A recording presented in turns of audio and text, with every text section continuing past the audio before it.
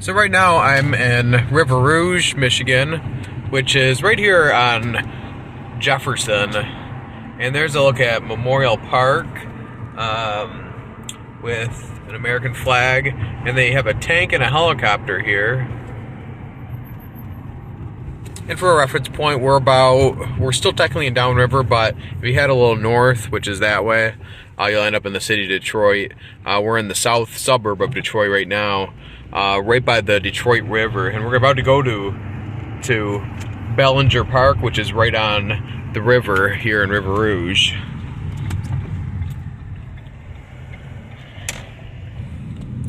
Since downtown River Rouge doesn't have a river walk, so to speak, you know, they don't have any bars on the river or anything like that. But they do have a park, though, Belanger Park. And that's where we're headed right now. And every year they have like a little festival, a little carnival here at Memorial Park. It's pretty vibrant. As you can see right there, that's a lot of space right there. They have a little skate park and, you know, things like that. And I did a video about River Rouge about, I don't know, 8 months back, maybe a year ago. There's only a few bars in the city of River Rouge, and this one right here, Mr. K Saloon, which I've never been to. I might be grandfathered in as far as like the codes, and you know, because it looks like an old house, which very well could have been.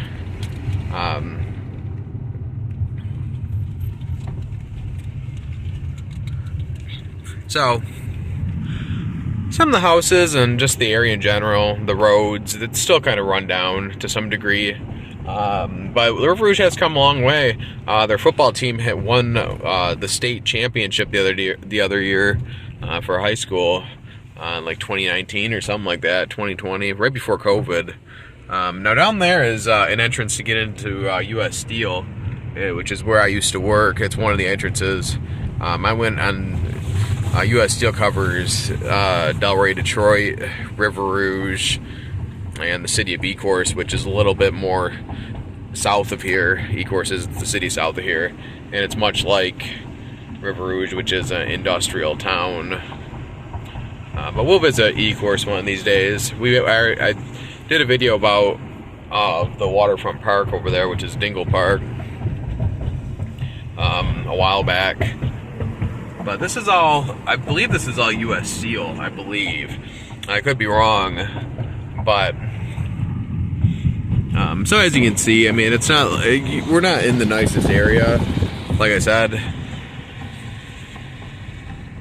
Another thing that River Rouge has going for it that's great for the economy is the dispensaries, the medical marijuana, well, recreational marijuana now. They have a good 7 or 8 dispensaries right on Jefferson right there, and when you get into Detroit off of Schaefer, you end up seeing a couple more dispensaries once you get into Detroit. But anyways, this is how you get to Belanger Park right here.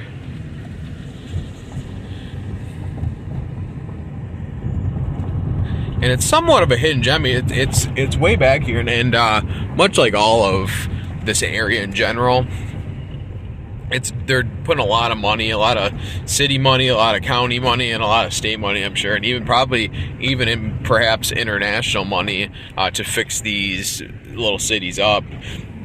Antisocial, you know, all this is right here. Yeah, so that is, like I said before, this is U.S. Steel. It used to be Great Lakes Steel until they got bought out by U.S. Steel about 10, 15 years ago. Well, longer than that, probably more like 20, 25 years ago. But yeah, so that's U.S. Steel right there. And as you can see, it's not very industrial.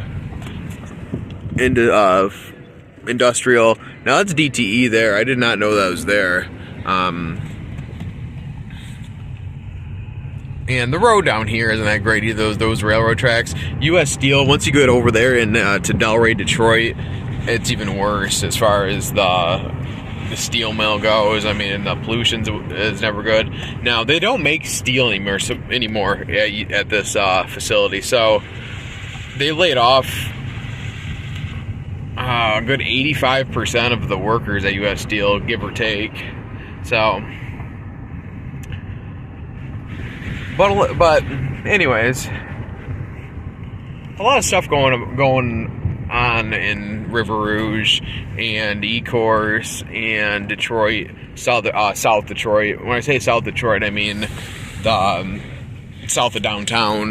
Now this is right there is DT, and if you go that way, then it's private property of DT. I don't know if that's how they I don't know if that's how how workers enter, or if it's for trucks or whatever that is. But so let me see. There's a little basketball there.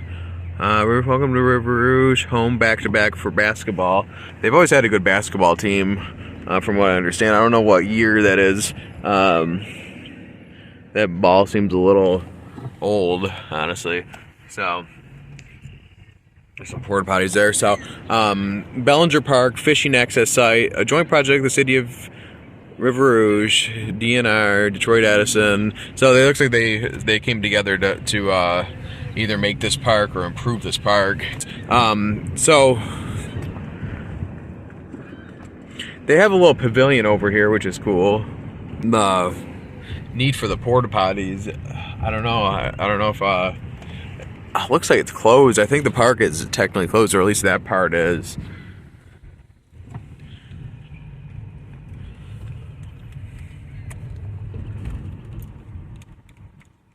So there's a boat ramp here, which is cool. You can set up your boat or dock your boat here, and there's a little goose right there. Actually, 2 geese right there. This is the time of year too where these geese become real nuisances. So they leave behind a lot of waste, to say politely. But looks like there's a little well there. Looks like they have probably like flowers or something there in the wintertime, or in the summertime rather. So that might not be a bathroom. Actually, I think in the back it is. But it looks like concession stands. If you can see between the orange fence here. So this is the slide and the swing, and the over here you have the little lighthouse, which is pretty cool. I've only been here a handful of times. A lot when I was a kid, if I remember correctly, but just a few times in my adulthood.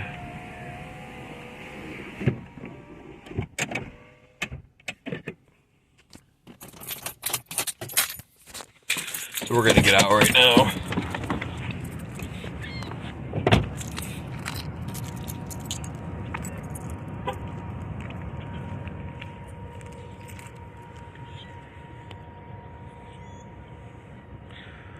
Future site of Bridgeview Point, Belanger Park. Okay, that's pretty cool.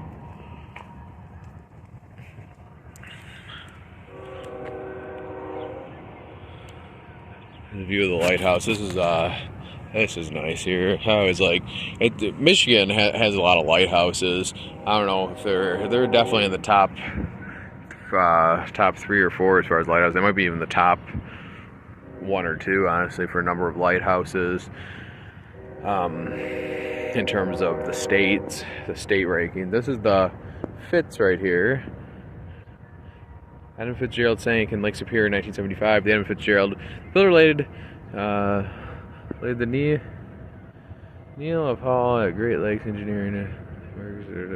I'm sure you can read that. I'm kind of going backwards here, but River Shipbuilding. Over 300 ships were built. All sizes, total tonnage, or is that 100,000, including lake freighters? Yeah, the Edmund Fitzgerald launched in 1958. Ended up sinking in 75. That's a big story around here because it was built in this area, just like that sign said, and it sunk up in Lake Superior, Whitefish Point, and there was actually a song by Gordon Lightfoot about it. Pretty popular song.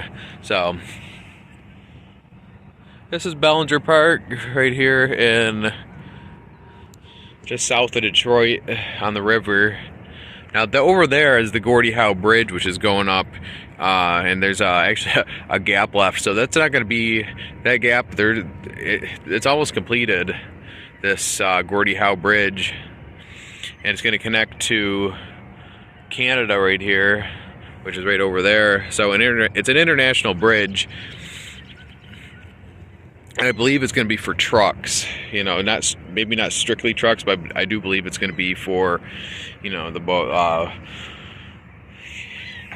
particularly for trucks, because you head right into the industrial part of Detroit, whereas the Ambassador Bridge, you go in more towards like southwest Detroit off of 75, and that's right in Mexican Town, and then you can take the tunnel, which that's right in downtown Detroit, in the heart of downtown. So there are 3 bridges right here in Detroit now, and once this Gordie Howe Bridge is completed,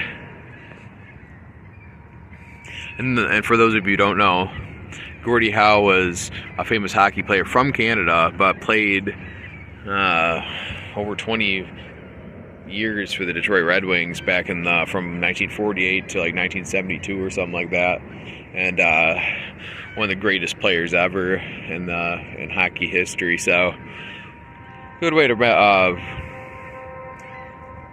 represent him, definitely, you know, and by having a bridge named after him, pretty cool.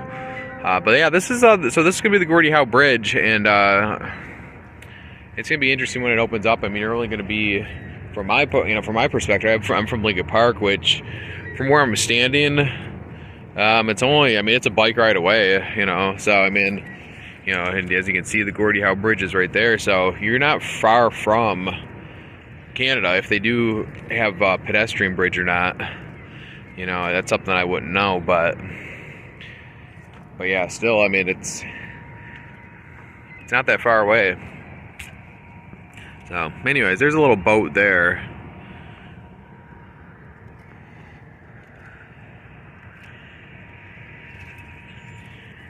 And this area in general kind of gets overshadowed by the industrial element around here. I mean, this is it's really cool being on the river out here, you know, but like I said, it kind of gets overshadowed because it's such an industrial area. And before U.S. Steel quit making steel, it used to be very polluted over here. And with regulations and stuff like that, the pollution's gone down significantly over the past, I don't know, just over time, I guess you can say, because back in the day they said Zug Island, which is part of U.S. Steel, and it's over there in the city of Detroit, Delray, Detroit. They said it was one of the most polluted places on earth, and that was like back in the 70s or sometime. I don't know how accurate that is, but even when I was a kid, this area used to be a lot more polluted than it is now. You still have Marathon, which is over there.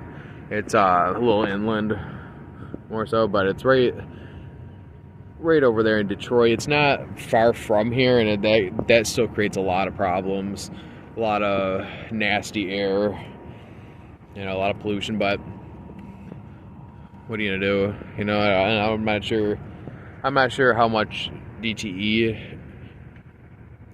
contributes to the pollution problem, but either way, it's a lot of industrial around here, a lot of industrial buildings around here.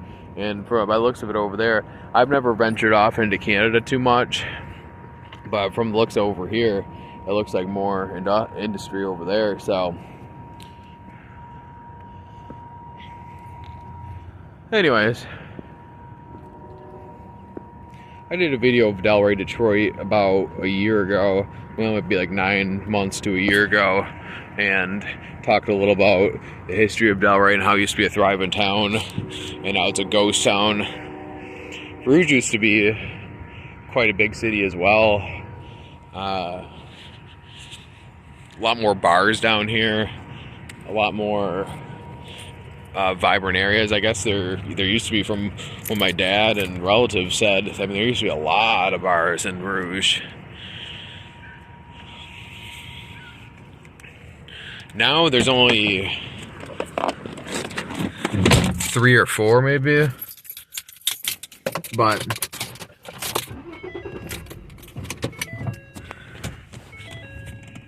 I don't know.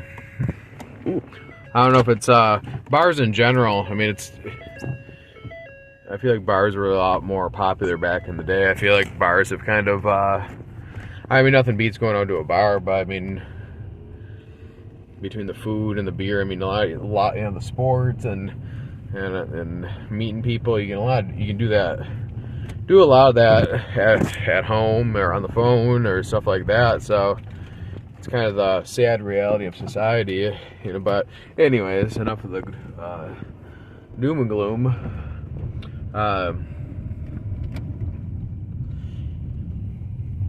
But I mean, with that being said, U.S. Steel going out, what they did, when U.S. Steel took them over, it used to be Great Lakes Steel, and when U.S. Steel bought them out, they had a time,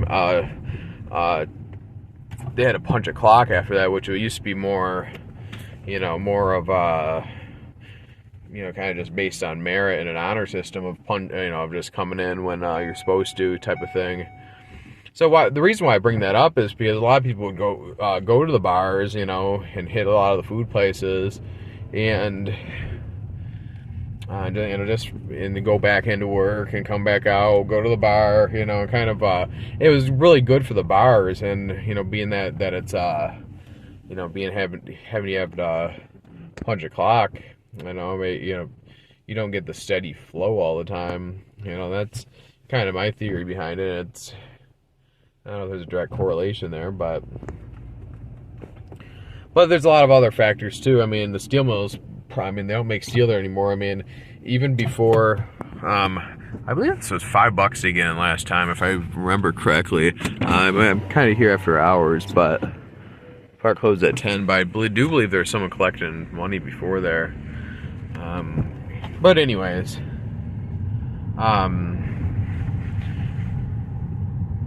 yeah, so the steel mill's been around for ages. It's been around for nearly a century, or if not more. But a lot more people used to work there even before I was there. And when they laid off 85% of the people, I mean, they had been making cuts for years. I mean, that's just a story of factories in general, right? So, when you find a machine to do it, and you find you get bought out and they downsize and all that fun stuff, you know, that's what happens. And that's been the story. I mean, there used to be like three or four other steel mills around here that are now out of business. McLeod Steel, Michigan Steel. I mean, there's a lot of steel mills that, you know, not just steel mills, but factories in general have gone out of business around here, or, you know, or shut down. So I hear a train, so I'm hoping to get over this before I get stuck by one, if it is coming. So anyways, that was Belanger Park here in River Rouge, Michigan, just south of Detroit. So if you like this video, hit that like button, subscribe, and I'll see you on the next video.